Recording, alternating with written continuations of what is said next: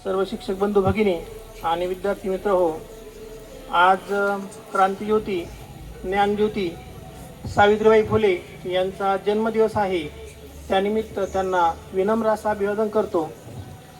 विद्यार्थी मित्रांनो, ज्या काळामध्ये स्त्रियांना पारतंत्र्यात ठेवलं जात होतं, गुलामीमध्ये त्यांचं आयुष्य होतं, अशा काळामध्ये सावित्रीबाईंचा जन्म झाला।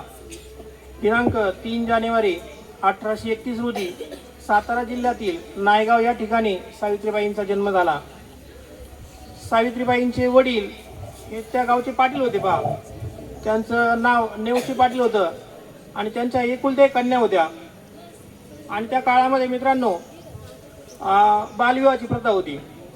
त्यामुळे वयाच्या 9व्या वर्षीच त्यांचा विवाह ज्योतिबा फुले यांच्याशी झाला आणि पुढे ज्योतिबा फुले यांनी त्यांना शिकवलं आणि